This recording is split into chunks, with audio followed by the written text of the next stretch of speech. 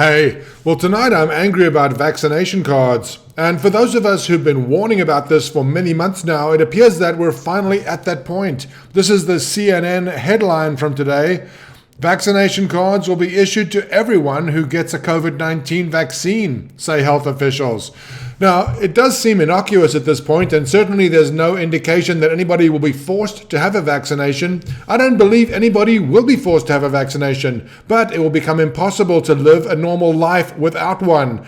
It'll start where you can't get on an airplane. Qantas out of Australia has already declared that people without a vaccination card will not be able to fly. How long until Delta and the other American airlines follow suit? I think it's imminent. This is what the vaccination card will look like, and you'll see that there is space for multiple vaccinations. As a matter of fact, they're talking about actually having the CDC keep track of who has had a vaccination and where they had a vaccination.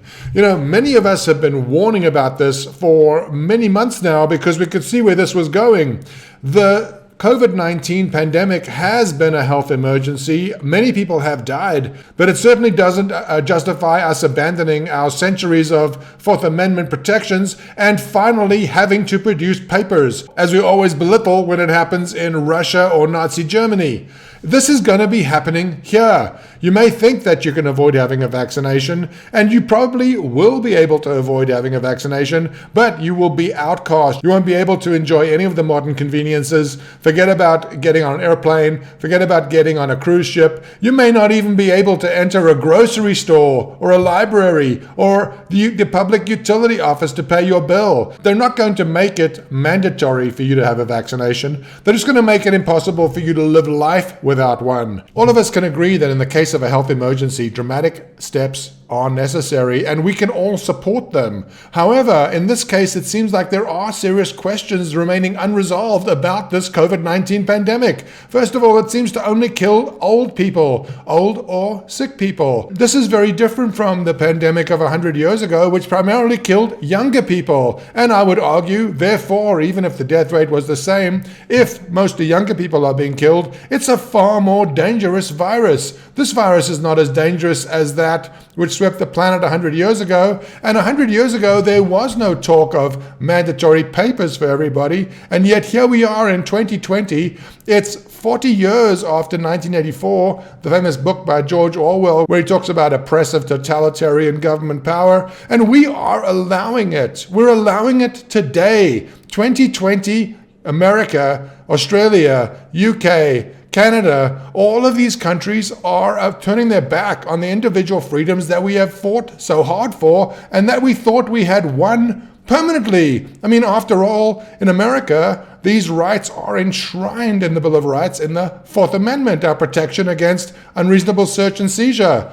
What kind of unreasonable search and seizure is it when you're forced to display a placard demonstrating that you've had substances injected into your body? And what substances are they? We don't know. They're good for you. That's all we're told. Governments are always ready to advance their own interests at our expense. And when these emergencies occur, whether it's the 9/11 disaster, whether it's this COVID-19 pandemic, government stands ready to implement new measures in the government's interest. We're not prepared as they are. They have contingency plans ready. When a pandemic occurs, when a terrorist attack occurs, they know which laws to push through. They have them written and ready to go. We don't. We are vaguely aware of the government threat. We know that people are talking about mandatory vaccinations and COVID-19 certifications, but yet we mill around aimlessly. We don't organize. We don't have any idea when it's coming, what's coming. Half of us don't think it's coming at all. Well, now it's here.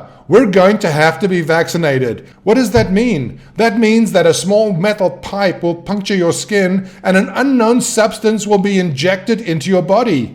We don't have any idea how effective this vaccination is. We don't have any idea if it's even going to confer long-term immunity. The last time we had a big discussion about vaccinations, it seemed like there was a risk that vaccinations were actually damaging our children. Nobody knows today if that's true or not, that vaccinations hurt our kids. There seems to be a lot of anecdotal evidence that it did, and here we are plunging ahead less than a decade later with a vaccination that we're all supposed to take. We are all going to be expected decided to allow the government to inject an unknown substance into our bodies, a substance that we are told will be good for us.